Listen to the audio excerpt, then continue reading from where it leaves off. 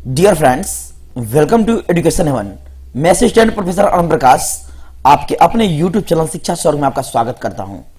विद्यार्थीगण, आज का मोटिवेशन है आपका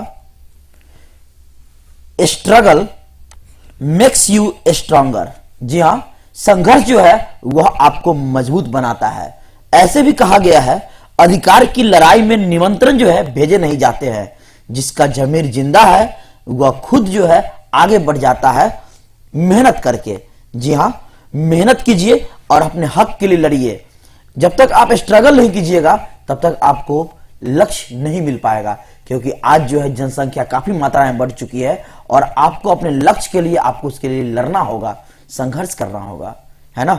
यदि आपको मेरा चैनल अच्छा लगता है, हेल्पफुल लगता है, तो आप मेरे चैनल को लाइक करें, शेयर करें, नए हैं तो सब्सक्राइब करें, वो बेल आइकन को दबा दें ताकि आने वाले वीडियो की नोटिफिकेशन पहले आपको मिल सके। तो आज के चलते हैं इस वीडियो की ओर, जो कि काफी इंपॉर्टेंट है। आज के इस वीडियो में हम लोग बिहार बोर्ड इंटर परीक्षा, जी हां, क्लास 12 के पॉलिटिकल साइंस के मोस्ट वीवीआई क्वेश्चंस को पढ़ेंगे, जो कि आपके बोर्ड एग्जाम के लिए बहुत ही महत्वपूर्ण है। तो यह आपका सेशन का पहला वीडियो है। आप चैनल से जुड़े रहे, मेहनत कीजिए, आपको इससे बाहर एक भी प्रश्न देखने को नहीं मिलेगा।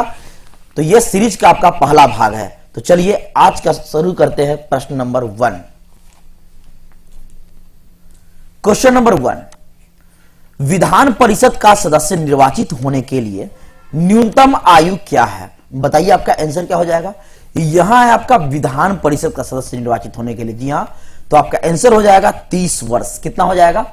30 वर्ष आपका राइट आंसर हो जाएगा। यही आपका अगर क्वेश्चन में रहता विधानसभा के लिए कितना चाहिए, जी हां, यदि आपका क्वेश्चन रहता यहां पे विधानसभा के सदस्य निर्वाचित होने के लिए कितना उम्र चाहिए, तो आपका आंसर हो जाता 25 वर्ष। कितना? 25 वर्ष आपका राइट आंसर हो जाता। चलते हैं नेक्स्ट प्रश्नों की ओर। क्वेश्चन नंबर 2, 73वें संविधान संशोधन के अनुसार 11वीं अनुसूची में पंचायती राज संस्थाओं को कितने विषय सौंपे गए हैं? तो आपका आंसर हो जाएगा 29, यानी कि 29 आपका राइट आंसर हो जाएगा। देखिए यहां पे बहुत सारे प्रश्न निकलते हैं। देखिए 73वें संविधान संशोधन के अनुसार, किसके अनुसार है? 73वें संविधान संशोधन। ये आपका पहला क्वेश्चन निकल गया। किस अनुसूची में है? तो 11वीं अनुसूची में जो है यह जो है। तो पंचायती राज संस्थाओं कितने सौंपे गए हैं? तो 29 विषय है। कितना? 29। अब देखिए इसे कब जोड़ा गया था? तो इसे 1992 में। कितना? 1992, यानी कि 1992 में इसे जोड़ा गया था। इसमें जो 29 विषय आपका जो शामिल है वो कौन कौन हो सकते हैं?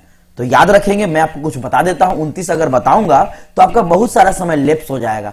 कुछ याद रखिए, यह 29 विषय में जो है आपका है ग्रामीण विकास है, बाजार है, सड़क है, पीने वाला पानी है, पंचायत की शक्तियां हैं। ये सब आपका 29 विषय में शामिल है। तो आप कॉपी कलम निकालिए और लिखकर पढ़िए, क्योंकि मैं बार बार हर वीडियो में आपके कहता हूं कि लिखकर पढ़ने से याद होता है। मैं आपको हर प्रश्न में एक्स्ट्रा दूंगा ताकि आपके एग्जाम में एक भी प्रश्न नहीं छूटे। और ये सभी प्रश्न सिर्फ आपके 12 के लिए इंपॉर्टेंट नहीं है। आईटीआई, पॉलिटेक्निक, उसके अलावा पॉलिटेक्निक में तो खैर साइंस आता है, आईटीआई, रेलवे, एसएससी, बहुत सारे कॉम्पिटिटिव पेपर्स हैं जिसमें आपके ये प्रश्न जो है पूछे जाते हैं। सो कॉपी कलम निकालिए और लिखिए। चलते हैं अगले प्रश्नों की ओर। क्वेश्चन नंबर 3 है आपका, समवर्ती सूची में कितने विषय हैं? क्वेश्चन 3 क्या है? समवर्ती सूची में कितने विषय को शामिल किया गया है? तो आपका राइट आंसर हो जाएगा 47। कितना? 47। याद रखेंगे, अभी जो है वर्तमान समय में यह आपका 52 है, यह भी याद रखेंगे। यदि क्वेश्चन में आ जाए वर्तमान समय में कितने हैं जो है, तो 52 है। कितने? 52।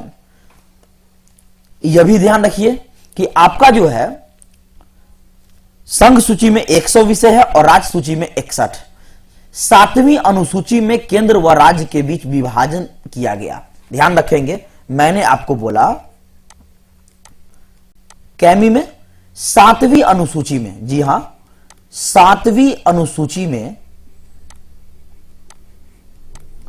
7वीं अनुसूची में केंद्र और राज्य के बीच, किसके बीच, केंद्र और राज्य के बीच जो बंटवारा हुआ उसके 3 भाग हो गए। कितने? 3। एक हो गया आपका संघ सूची, कौन सा? संघ सूची। यह आपका ये सब्जेक्टिव प्रश्न में निकलता है। एक हो गया आपका संघ सूची, एक हो गया आपका राज्य सूची, राज्य सूची, और एक हो गया आपका समवर्ती सूची जो कि आपका प्रश्न ही है। तो यह भी ध्यान रखेंगे, संघ सूची में आपका जो है कुल 100 विषय शामिल है। कितना? 100।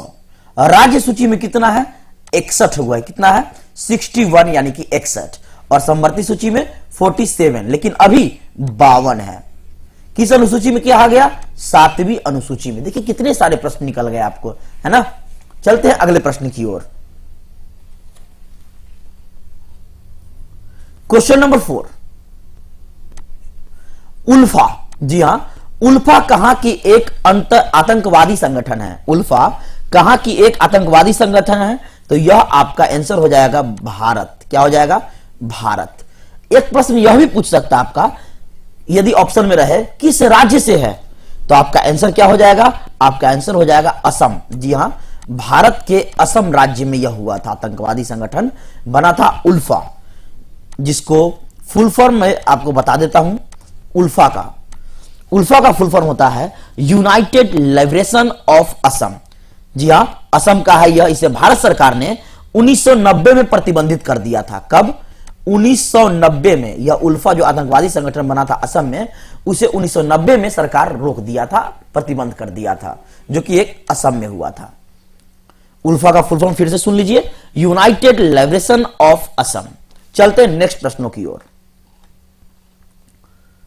आपका अगला प्रश्न है क्वेश्चन नंबर 5, भारत के राष्ट्रपति की स्थिति तुलनात्मक दृष्टि से किसके समान है, किसके जैसा है? बहुत आसान सा प्रश्न है आपका।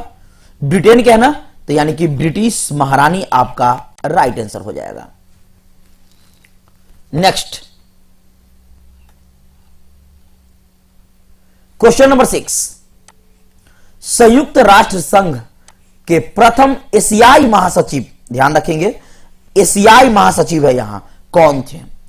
तो आपका राइट आंसर हो जाएगा यू थॉन्ट। जी हां, तो नहीं होगा, यहां टॉ होगा।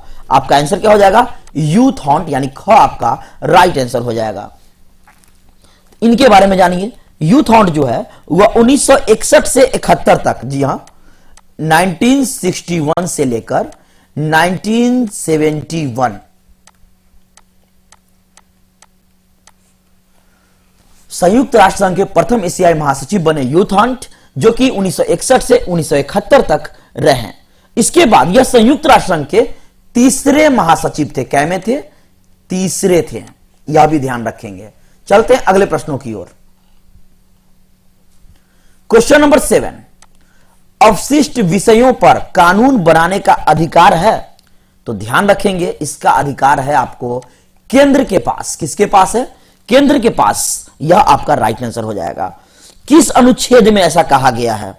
तो ध्यान रखेंगे 248, जी हां 248 के 1 के तहत, क के तहत 248 1 के अनुच्छेद के तहत जो है यह कहा गया है कि अवशिष्ट शक्तियां सिर्फ और सिर्फ केंद्र के पास है।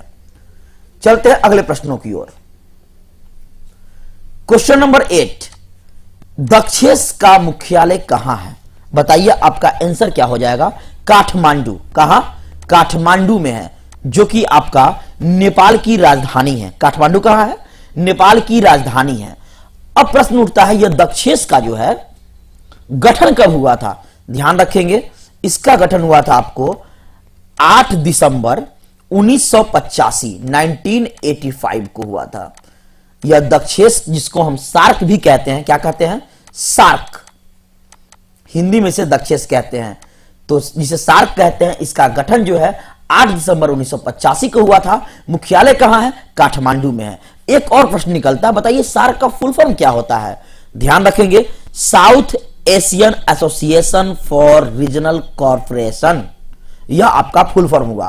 वर्तमान में महासचिव कौन है? यह भी ध्यान रखेंगे, अमजद हुसैन। कौन है? अमजद हुसैन। अमजद हुसैन जो कि 2017 से बने हुए हैं अपने पद पर, पाकिस्तान के हैं। चलते हैं अगले प्रश्नों की ओर। क्वेश्चन नंबर 9, लोक लेखा समिति में होते हैं, बताइए।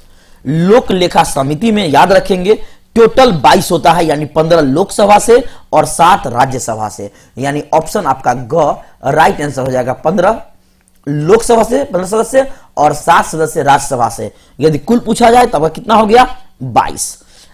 यह भी ध्यान रखेंगे इसका गठन भारत सरकार अधिनियम 1919 के अंतर्गत, जी हां, भारत सरकार अधिनियम 1919 के अंतर्गत 1921 में हुआ था। पहली बार 1921 में, पहली बार आपका 1921 में। फिर से सुन लीजिए, आपका जो है इसका गठन भारत सरकार अधिनियम 1919 के अंतर्गत पहली बार 1921 में हुआ था। चलते हैं अगले प्रश्नों की ओर। क्वेश्चन नंबर 10, प्रथम गुट निरपेक्ष सम्मेलन के अध्यक्ष कौन थे? याद रखेंगे मार्शल टीटो आपका राइट आंसर हो जाएगा। तो यहां मार्शल टीटो है, जान लीजिए। यह यूगोस्लाविया के राष्ट्रपति थे। कहां का? यूगोस्लाविया। ये यूगोस्लाविया के राष्ट्रपति थे। इनका पूरा नाम क्या था? Josip Broz Tito. Josip Broz Tito. चलते हैं अगले प्रश्नों की ओर। क्वेश्चन नंबर 11, किस कमेटी की रिपोर्ट पर भारत सरकार ने पर्यावरण विभाग स्थापित किया था? तो आपका आंसर हो जाएगा तिवारी कमेटी। क्या हो जाएगा? तिवारी कमेटी की अनुशंसा पर जो है यह आपका हुआ था। तो यह तिवारी कमेटी जो है अपना रिपोर्ट 31 अगस्त 2011 को सौंपी थी। जी हां, 31 अगस्त 2011 को जो है यह अपना रिपोर्ट सौंपी थी। चलते हैं नेक्स्ट प्रश्नों की ओर। क्वेश्चन नंबर 12, राज्यसभा के उपसभापति निर्वाचित होता है, बताइए कैसे होता है? तो आपका आंसर हो जाएगा राज्यसभा के सदस्यों के द्वारा। जी हां, राज्यसभा के सदस्यों द्वारा जो है उपसभापति निर्वाचित होते हैं। एक प्रश्न और याद रखेंगे आप कि भारत के उपराष्ट्रपति जो है वह राज्यसभा के पदेन सभापति होते हैं। राज्यसभा के पदेन सभापति कौन होते हैं? भारत के उपराष्ट्रपति। भारत के उपराष्ट्रपति होते हैं, जिनका कार्यकाल होता है आपका 5 साल का। कितना? 5 साल का इनका कार्यकाल होता है। नेक्स्ट प्रश्न, क्वेश्चन नंबर 13 है आपका, निम्नलिखित में से कौन एक न्याय का प्रकार है? निम्नलिखित में कौन एक न्याय का प्रकार है? तो कानूनी न्याय यह है आपका, राजनीतिक न्याय भी है, आर्थिक न्याय भी है, यानी आपका राइट आंसर हो जाएगा ये सभी, इनमें से सभी आपका राइट आंसर हो जाएगा। नेक्स्ट क्वेश्चन नंबर 14, भारतीय नागरिकता अधिनियम कब पारित किया गया? तो याद रखेंगे 1955 यानी कि 1955 में जो है भारतीय नागरिकता अधिनियम हुआ था। नेक्स्ट प्रश्न है आपका क्वेश्चन नंबर 15, प्रतिनिधि लोकतंत्र का आधार है? तो याद रखेंगे यह लोकतंत्र का ही आधार है। इसे अप्रत्यक्ष लोकतंत्र व प्रतिनिधिक सरकार भी कहते हैं। प्रतिनिधिक लोकतंत्र को जो है इसे हम अप्रत्यक्ष लोकतंत्र और प्रतिनिधिक सरकार भी कहते हैं। Next question number 16, question number 16 है आपका साफ्टा। साफ्टा SAFTA, पहले आप फुल फॉर्म ही जान लीजिए साफ्टा का। South Asian preference trade agreement इसका फुल फॉर्म होता है। साफ्टा को जो है किस वर्ष हस्ताक्षर हुआ? तो याद रखेंगे आपका आंसर हो जाएगा 2004 आपका राइट आंसर हो जाएगा। लेकिन यह हस्ताक्षर जो हुआ था कहां हुआ था यह भी ध्यान रखेंगे आप। यह आपका 12वीं सार्क सम्मेलन में हुआ था। 12वीं सार्क सम्मेलन जो कि इस्लामाबाद पाकिस्तान में हुआ था, पाकिस्तान की राजधानी इस्लामाबाद में हुआ था यह, वहां जो है साफ्टा समझौता पर हस्ताक्षर हुआ था। नेक्स्ट प्रश्न,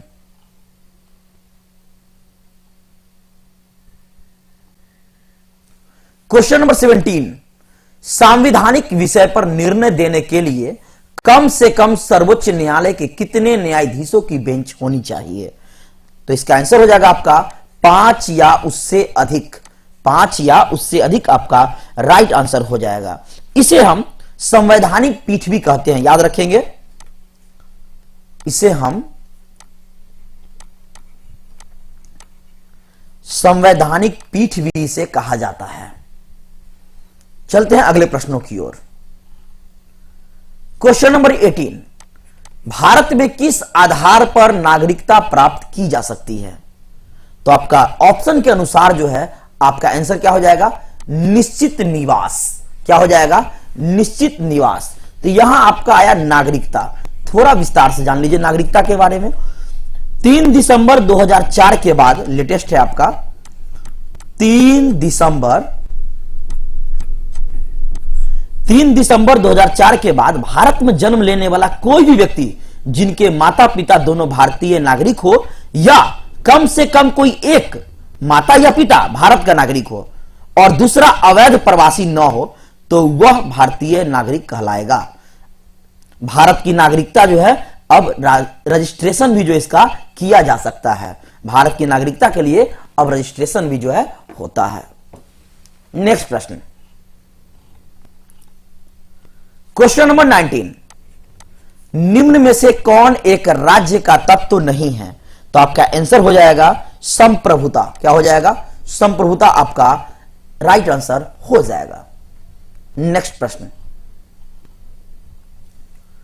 क्वेश्चन नंबर 20, भारत के प्रधानमंत्री क्या होते हैं? बताइए। नियुक्त होते हैं, निर्वाचित होते हैं, मनोनीत होते हैं या फिर इनमें से कोई नहीं?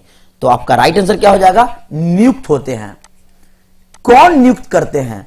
तो जिसका बहुमत दल में जो है ज्यादा होगा, बहुमत दल का नेता होगा, उसे ही जो है राष्ट्रपति नियुक्त करता है। यह भी ध्यान रखेंगे आप। भारत के प्रधानमंत्री को जो है राष्ट्रपति जो है नियुक्त करता है। अनुच्छेद 75 में यह प्रावधान दिया गया कि प्रधानमंत्री की नियुक्ति राष्ट्रपति के द्वारा होगा। किसके द्वारा? राष्ट्रपति करेगा। यह कहां कहा गया आपका? अनुच्छेद 75 में। अनुच्छेद जो है आपका 75 यानी 75 में ऐसा कहा गया है। नेक्स्ट, क्वेश्चन नंबर 21, कानून का समान संरक्षण शब्दावली कहां से लिया गया है? तो आपका आंसर हो जाएगा अमेरिका से। कहां से? अमेरिका आपका राइट आंसर हो जाएगा। तो कानून के समान संरक्षण शब्दावली जो अमेरिका से लिया गया है, इसके 14वें संशोधन से, अमेरिका के 14वें संशोधन ने से लिया गया, जो कि 1968 में अमेरिका में पारित हुआ था। यह अमेरिका में 1968 में पारित हुआ था। नेक्स्ट, क्वेश्चन नंबर 22, निम्न में से कौन संयुक्त राष्ट्र संघ का अंग नहीं है? संयुक्त राष्ट्र संघ का अंग नहीं है। महासभा बिल्कुल है, सुरक्षा परिषद यह भी है, अंतरराष्ट्रीय न्यायालय यह भी है। तो आपका राइट आंसर क्या हो जाएगा? यूनिसेफ आपका संयुक्त राष्ट्र संघ का अंग नहीं है। अब इसको थोड़ा विस्तार से जानिए। संयुक्त राष्ट्र संघ का जो है टोटल 6 अंग है। कितने अंग है? 6 अंग है। तो 3 तो आपका यहां हो गया, महासभा, सुरक्षा परिषद, अंतरराष्ट्रीय न्यायालय। चलिए, तो चौथा क्या हो जाएगा? तो चौथा आपका हो जाएगा सचिवालय, 5वां आर्थिक व सामाजिक परिषद, 6ठा न्यासिता परिषद। तो यह आपका 6 अंग है टोटल। मैं फिर से कह देता हूं आपका 6 अंग। 3 तो यहां लिखा हुआ है आपका, महासभा, सुरक्षा परिषद, अंतरराष्ट्रीय न्यायालय, फिर सचिवालय, आर्थिक व सामाजिक परिषद और न्यासिता परिषद। चलते हैं अगले प्रश्नों की ओर। क्वेश्चन नंबर 23, ऑन लिबर्टी शीर्षक पुस्तक के लेखक कौन है? तो आपका राइट आंसर हो जाएगा J.S. मिल। कौन है? J.S. मिल। तो J.S. मिल का पूरा नाम जान लीजिए, John Stuart. John Stuart Mill इनका पूरा नाम है, जिन्होंने ऑन लिबर्टी नामक किताब लिखा। नेक्स्ट प्रश्न, क्वेश्चन नंबर 24, भारत के संविधान के किस अनुच्छेद के अधीन भारत के राष्ट्रपति पर महाभियोग चलाया जा सकता है? बताइए आपका राइट आंसर क्या हो जाएगा? आपका राइट आंसर हो जाएगा अनुच्छेद 61। न जाने कितने बार यह क्वेश्चन रेलवे एसएससी में देखा गया है। जी हां, तो महाभियोग जो है अनुच्छेद 61 के तहत जो है चलाया जा सकता है, जिससे राष्ट्रपति हटाया जा सकता है। अब थोड़ा विस्तार से जानिए। अनुच्छेद 56 के तहत राष्ट्रपति 5 वर्ष के लिए शपथ लेता है। जी हां, अनुच्छेद 56 के तहत जो है राष्ट्रपति वह 5 वर्ष के लिए जो है शपथ लेता है। अनुच्छेद 62 के अनुसार आप दोबारा जो है राष्ट्रपति का चुनाव जो है हो सकता है। अनुच्छेद 62 के अनुसार जो है राष्ट्रपति का फिर से जो है नया राष्ट्रपति जो है बनेगा। मान लेते हैं कोई राष्ट्रपति का कार्यकाल खत्म होता है तो अनुच्छेद 62 में कहा गया है कि नया राष्ट्रपति का चुनाव होगा। और कुछ जानिए। मृत्यु, त्यागपत्र, महाभियोग या किसी भी स्थिति में यदि राष्ट्रपति का पद खाली हो जाता है किसी कारणवश, तो 6 महीने के अंदर जो है चुनाव करवाना होगा, जरूरी है। और राष्ट्रपति जो पद ग्रहण करते हैं वो मैंने बता दिया आपको 5 साल के लिए, 5 इयर्स के लिए करते हैं। नेक्स्ट प्रश्न, क्वेश्चन नंबर 25। लोकतांत्रिक विकेंद्रीकरण का सुझाव दिया, किसने दिया? तो बलवंत राय मेहता ने दिया। बलवंत राय मेहता समिति जो है लोकतांत्रिक विकेंद्रीकरण का सुझाव दिया। तो विद्यार्थीगण, आई होप आपको बहुत अच्छे से जो है प्रश्न समझ में आया होगा, याद भी हुआ होगा। मैंने आपको विस्तार से बताया है। देखिए, आप ये मत देखिए कि मैंने आपको इतना समय लिया पढ़ाने के लिए, आप ये देखिए कि इतना समय में मैंने आपको कितना चीज सिखाया। इससे बहुत सारे सब्जेक्टिव प्रश्न, जैसे राष्ट्रपति का आपको पूछ दिया जाए कि राष्ट्रपति के बारे में आप क्या जानते हैं बताइए। देखिए मैंने कितना बताया राष्ट्रपति के बारे में, तो आपको बहुत सारा पॉइंट क्लियर हो जाएगा। आप चैनल से जुड़े रहिए, उन दोस्तों के साथ शेयर कीजिए जिन्हें इसकी आवश्यकता है, जो आपके साथ पढ़ते हैं। फिर मिलते हैं अगले वीडियो में, तब तक के लिए धन्यवाद। Thank you for watching this video.